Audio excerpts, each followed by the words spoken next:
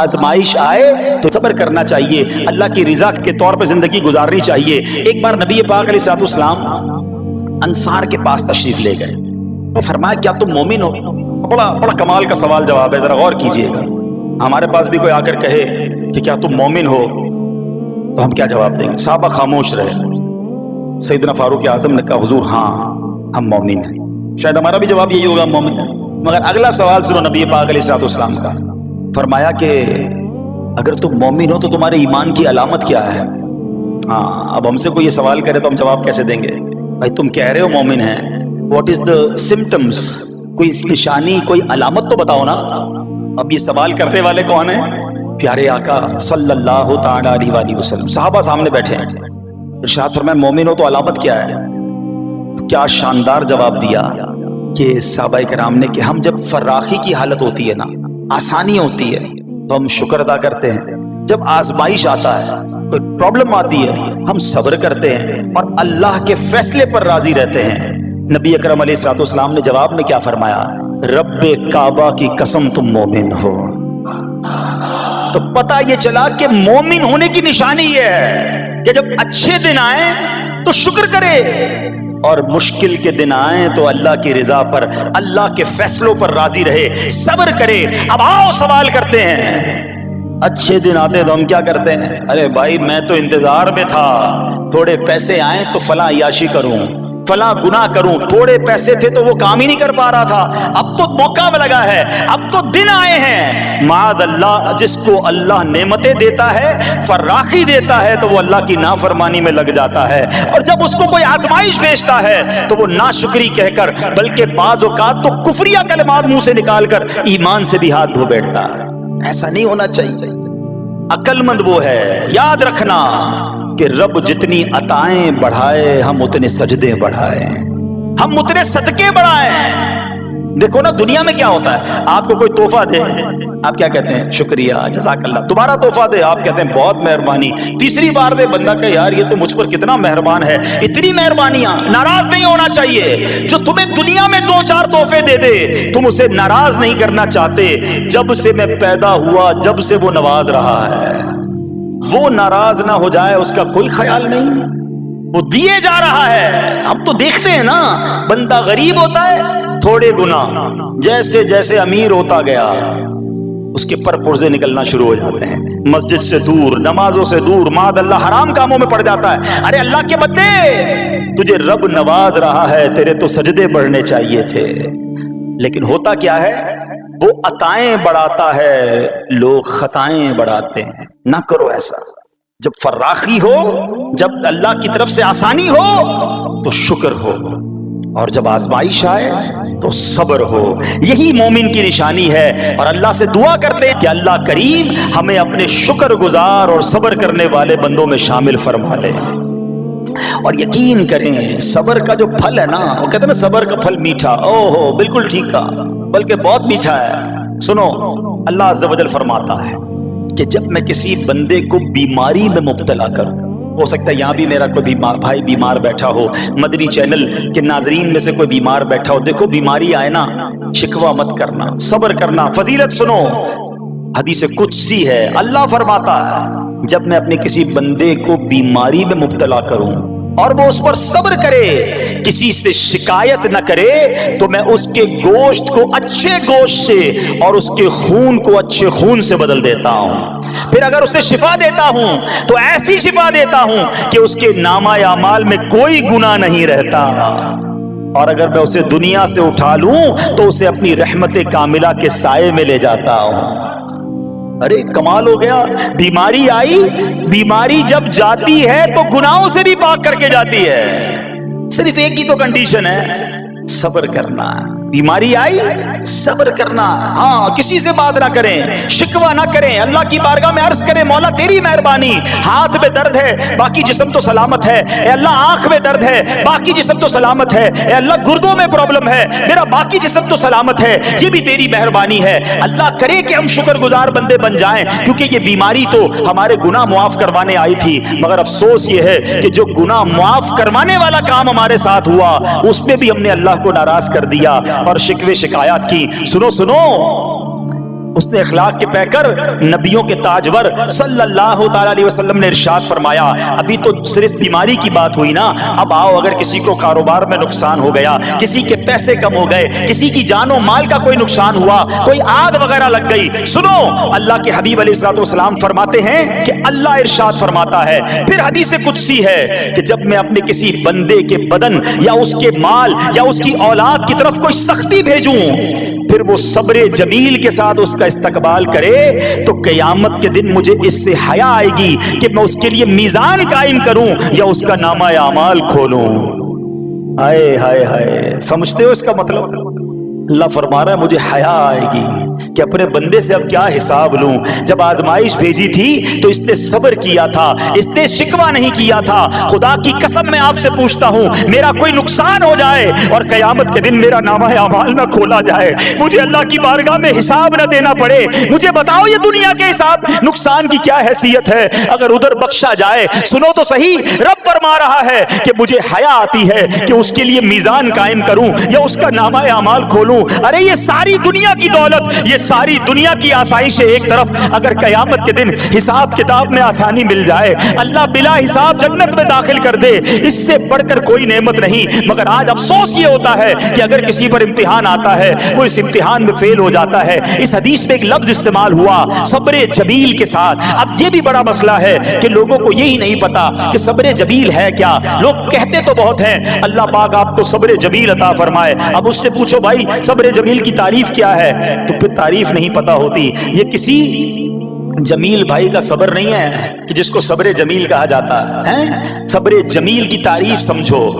उलमा कहते हैं किसी मुसीबत ज़दा और गैर मुसीबत ज़दा को बराबर में देखो, मगर दोनों में कोई फर्क नजर ना आए। यानी चेहरा भी ना बताए कि वो किसी मुश्किल में है, उसकी आदतें भी ना बताएं कि वो किसी प्रॉब्लम में है, यानी उसको देखकर पता ही ना चले कि वो बड़ी मुश्किल में है। फरमाया ये है सब्र जमील। मगर आज हमारा हाल ये है, हमारा चेहरा बता देता है भाई खैर तो है, बड़ी टेंशन में हो, हाँ यार क्या करूं बस मोबाइल टूट गया, अरे भाई बड़ी चेहरे पे बड़ी हवाइयां उड़ रही हैं, बस क्या करूं जनाब आज 5000 रुपए खो गए। 5000 रुपए खो जाएं, छोटा सा नुकसान हो जाए, हमारा चेहरा बता देता है कि हमारे साथ कोई मामला हुआ है। सब्र जमील ये है कि देखकर कोई पहचान ही ना सके कि ये बंदा कितनी मुश्किल में है, चाहे अंदर कितनी तकलीफ में हो, दुनिया वालों को ना बताए, क्योंकि वो रब का बंदा है, वो अल्लाह की बारगाह में फरियाद करे। ये सब्र जमील है और अल्लाह इसे हम सबको नसीब फरमाए। हाँ ये बड़ी कमाल की बात है। हम क्या करते हैं, सारे जहान को बताते हैं। अच्छा फिर आखिर में लोग कहते भी हैं, जब पूरे मोहल्ले को बता दिया ना, फिर उसके बाद कहते हैं बस क्या करें भाई सब्र ही कर रहे हैं। अब आप सब्र नहीं कर रहे हजरत, हाँ आपका सब्र चला गया, आपने सारी दुनिया को तो बता दिया। सब्र ये है कि सब्र पहले सदमे पर होता है। जैसे ही आपको कोई सदमा लगा ना, अब आप जाने रब जाने, ना बताएं किसी को, ठीक है वो अलग बात है, आप किसी को दुआ के लिए कह दें, लेकिन बड़ा नुकसान हो गया, बड़ी मुश्किल हो गई, बड़ी परेशानी हो गई, उससे हल तो कोई नहीं होना। अच्छा हमारा माजरा एक और भी बड़ा अजीब है, मुश्किल हो जाए तो सबको बताते हैं, आसानी हो जाए तो फिर किसी को नहीं बताते हैं। 5000 का नुकसान सारे मोहल्ले को पता है, 50,000 का फायदा हुआ फिर किसी को बताया आपने? नहीं यार बताऊंगा तो नजर लग जाएगी। घर वालों को तो बिल्कुल भी नहीं बताऊंगा, खर्चा बढ़ा देंगे। घर वालों को सारी टेंशन की खबरें जाके दे रहे होते हैं, मार्केट में बड़ा नुकसान हो गया, आज बड़ा मंदा है, अरे भाई कारोबार बिल्कुल नहीं है, ताकि घर वालों का खर्चा रोक सके। और जैसे ही कारोबार अच्छा हो गया, घर जाते फिर भी वही वाला मुंह बना लेते हैं, ताकि इनको पता ना चले मैं बड़े पैसे कमाने लगा हूं। ये ना किया करें। हाँ टेंशन आप किसी को बताकर अपना सिर्फ सवाब जाया करते हैं, बाकी कुछ नहीं होता। करना रब ने है, और ये अगर आजमाइश मेरे दर्जे बुलंद करने आई है, अगर ये आजमाइश मुझे अल्लाह के करीब करने आई है, तो फिर तो इसका इस्तकबाल होना चाहिए ना।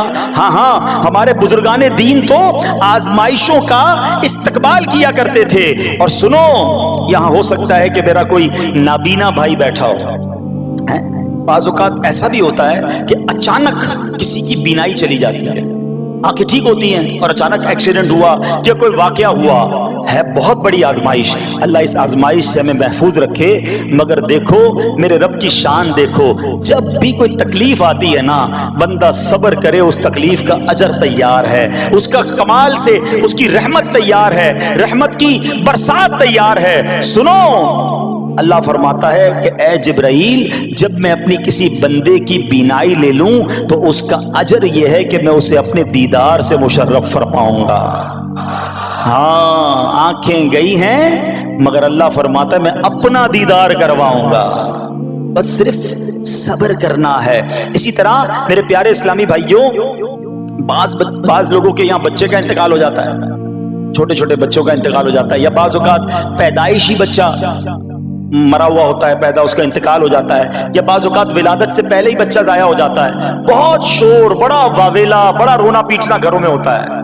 مت کیا کرو ایسا، یقین کریں یہ بہت بڑا انعام تمہیں ملنے جا رہا ہے۔ ایسا نہ ہو یہ رونا پیٹنا، یہ بے صبری، یہ اللہ کی بارگاہ میں شکوے شکایات، اتنے بڑے تم اجر سے محروم رہ جاؤ۔ سنو، اللہ کے آخری نبی صلی اللہ تعالی علیہ وسلم نے فرمایا جس مسلمان جوڑے کے 3 بچے انتقال کر جائیں، اللہ عز و جل ان بچوں پر فضل و رحمت کرتے ہوئے ان دونوں یعنی ماں باپ کو جنت میں داخل فرمائے گا۔ صحابہ کرام نے عرض کی کسی کے 2 بچے، فرمایا 2 بچے بھی، پھر عرض کی اور 1، فرمایا 1 بھی، پھر فرمایا اس ذات کی قسم جس کے قبضہ قدرت میں میری جان ہے، جس عورت کا کچا بچہ فوت ہو جائے یعنی حمل ضائع ہو جائے اور وہ اس پر صبر کرے تو وہ بچہ اپنی ماں کو اپنی ناف کے ذریعے کھینچتا ہوا جنت میں لے جائے گا۔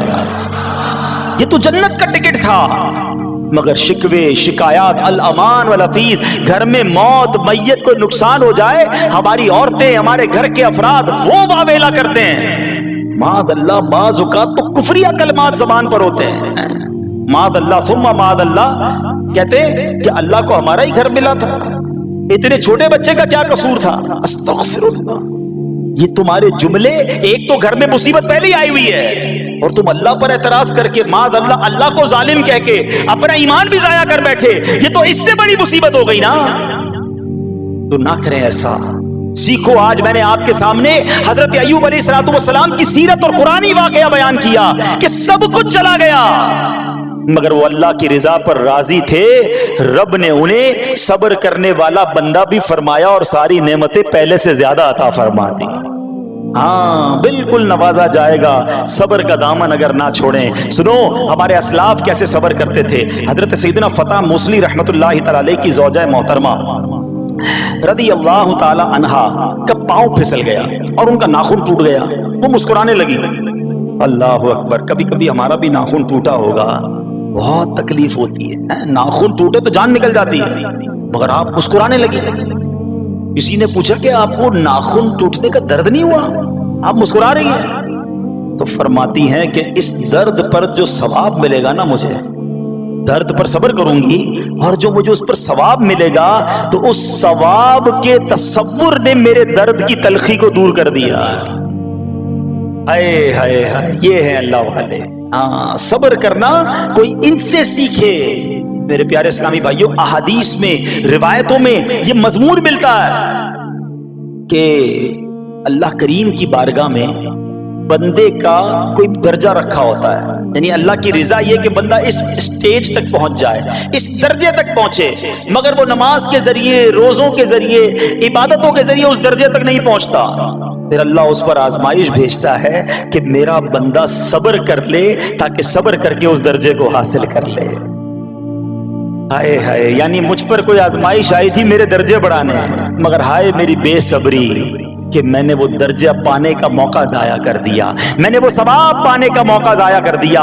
خدا را یاد رکھنا، اگر کسی آزمائش سے گزر رہے ہو تب بھی، اور اگر آئندہ کوئی آزمائش آئے، صبر کا دامن نہ چھوڑنا، یہ تصور کر لینا کہ یہ میرے گناہ معاف کرنے کا ذریعہ بن رہا ہے، یہ میرے درجے بڑھانے کا ذریعہ بن رہا ہے۔ اور سنو، جب مصیبت آئے تو پڑھنا کیا ہے؟ رسول اللہ صلی اللہ تعالی علیہ وآلہ وسلم نے فرمایا جو مصیبت کے وقت انا للہ و انا الیہ راجعون کہتا ہے تو اللہ عز و جل اس کی پریشانی دور فرما دیتا ہے اور اس کے کام کا انجام اچھا فرماتا ہے اور اسے ایسا بدل عطا فرماتا ہے جس پر وہ راضی ہو جاتا ہے۔ تو یہ پڑھ لیں، لیکن شکوہ نہ کریں، دنیا والوں کو بتانے کی حاجت نہیں۔ اچھا، وہ جو میں بات کر رہا تھا کہ تکلیف سب کو بتانی ہے اور راحت کے بارے میں کسی کو کوئی شکر کرتا ہوا نظر نہیں آتا۔ ایک بار ایک شخص کے سر پر جو ہے نا وہ تکلیف ہوئی نا، سر میں درد ہو گیا، اس نے پٹی باندھی اور گھومنے لگا۔ اس زمانے میں حضرت رابعہ بصریہ رضی اللہ رحمت اللہ تعالی علیہا، اللہ کی بہت بڑی ولیاں ہیں، آپ نے اس کو دیکھا کہ کیوں پٹی باندھی ہے؟ وہ کہتا سر میں درد تھا اس لیے پٹی باندھی ہے. بات تھوڑی سی باریک ہے, سمجھدار لوگ سمجھیں گے. اس لیے پٹی باندھی ہے کہ سر میں درد تھا. اللہ اکبر. اس اللہ والی نے بتایا کیا کہا؟ آپ کہتی ہیں کبھی صحت کی پٹی بھی باندھی ہے؟ یہ جملہ ہے بڑا سمجھنے والا. یعنی اللہ نے اتنے دنوں تک صحت میں رکھا تو کسی کو نہیں بتایا, اور تھوڑے دنوں کی تکلیف آئی تو پٹی باندھ کے سب کو بتانے چلا ہے کہ رب نے بیمار کیا ہے. ہاں, ہمیں اللہ کریم کی طرف سے آزمائش ہمیشہ تھوڑی آتی ہے. اگر اپنی زندگی کا ہم پورا عرصہ کیلکولیٹ کریں نا کہ بھئی ایک 40 سال کا کوئی بندہ ہو گیا تو کتنے دن ہوئے 40 سال میں؟ ٹھیک ہے, ایک بار کبھی بیٹھ کے اکیلے میں حساب کرنا, اتنے ہزار دن میں نے دنیا میں گزارے, کتنے دن بیمار رہا؟ تو شاید چند دن, 100 دن, 50 دن, 200 دن بنیں گے. کئی ہزار دنوں میں سے اگر چند دن اللہ نے مجھ پر آزمائش ڈالی تو ہزاروں دن راحت بھی تو ڈالی نا, صحت بھی تو عطا فرمایا. اتنے دن جس رب نے چھاؤں میں کھڑا کیا, اگر تھوڑی دیر کے لیے دھوپ آئی ہے تو مجھے شکوہ نہیں کرنے چاہیے. یاد رکھنا ہر رات کے بعد صبح ہے, ہر دھوپ کے بعد چھاؤں ہے. اگر تم انتظار کرو گے تو رب ایسی رحمت تم پر نازل کرے گا, اپنے غیب کے خزانوں سے عطا فرمائے گا. قرآن میں رب نے وعدہ کیا ہے وَمَن يَتَوَکَّلْ عَلَى اللَّهِ فَهُوَ حَسْبُهُ, جو اللہ پر بھروسہ کرے اللہ اس کے لیے کافی ہے. مگر ہمارا پرابلم یہ ہے کہ جب مشکل آتی ہے ہم یہ ساری باتیں بھول کر بس شکوہ, شکایات اور پریشانی میں چلے جاتے ہیں. ارے آپ اس مصیبت کو اللہ کی طرف سے نعمت سمجھ لو, اللہ کی طرف سے یہ سمجھ لو کہ میرے گناہ معاف کروانے, میرے درجات بلند کرنے کے لیے آیا ہے. اچھا اب ایک اور بات, بعض اوقات شیطان ہے نا وہ کسی کے دماغ میں وسوسہ ڈالتا ہے کہ یار جب میں نمازیں نہیں پڑھتا تھا نا تب تو اتنا پریشان نہیں رہتا تھا, جب سے نمازیں شروع کی, دعوت اسلامی کے اجتماع میں آنے لگا, مدنی قافلوں میں سفر شروع کر دیا, اب تو میں نے کچھ ذمہ داری بھی لینا شروع کر دی ہے. ارے میں نے جب سے امامہ پہنا ہے, یہ داڑھی رکھ لی ہے, میری کوئی اسلامی بہن سن رہی ہے کہ بے پردہ گھومتی تھی تو کوئی اتنا ٹینشن نہیں تھا, اب میں نے جناب پردہ کرنا شروع کیا ہے, قرآن پڑھنا شروع کیا ہے تو ٹینشنیں شروع ہو گئی ہیں. اب شیطان بعض لوگوں کے ذہنوں میں یہ وسوسہ ڈالتا ہے کہ میں تو دین کے قریب ہو رہا ہوں, اللہ کے قریب ہو رہا ہوں, اور مجھ پر آزمائشیں کیوں آ رہی ہیں؟ سنو سبحان اللہ, اللہ کے حبیب علیہ الصلوۃ والسلام کی کیا شان ہے. ہم اعلیٰ حضرت ایسے ہی نہیں کہتے کہ میں نثار تیرے کلام پر ملی یوں تو کس کو زبان نہیں, وہ سخن ہے جس میں سخن نہ ہو, وہ بیان ہے جس کا بیان نہیں. میرے آقا نے کم و بیش 1450 سال پہلے یہ مسئلہ سولو کر دیا. حضرت سیدنا سعد بن ابو وقاص رضی اللہ تعالیٰ عنہ فرماتے ہیں کہ میں نے عرض کی یا رسول اللہ صلی اللہ تعالیٰ علیہ وسلم, سب سے زیادہ مصیبتیں کن لوگوں پر؟ گلی مکا دی نا, پنجابی میں کہتے ہیں نا گالی بات ہی ختم کر دی. حضور یہ بتائیں سب سے زیادہ مصیبتیں کن لوگوں پر آئیں؟ پیارے آقا نے فرمایا انبیاء پر. اللہ اکبر, اللہ کے سب سے قریب تو انبیاء ہیں نا, انبیاء پر, پھر ان لوگوں کے بعد جو لوگ بہتر ہیں, پھر ان کے بعد جو بہتر ہیں. سنو اب اگلا جملہ, بندے کو اپنی دینداری کے اعتبار سے مصیبت میں مبتلا کیا جاتا ہے. اگر وہ دین میں سخت ہوتا ہے اس کی آزمائش بھی سخت ہوتی ہے, اگر وہ دین میں کمزور ہوتا ہے تو اللہ عز و جل اس کی دینداری کے مطابق اسے آزماتا ہے. بندہ مصیبت میں مبتلا ہوتا رہتا ہے یہاں تک کہ اس کے دنیا میں ہی اس کے سارے گناہ بخش دیے جاتے ہیں.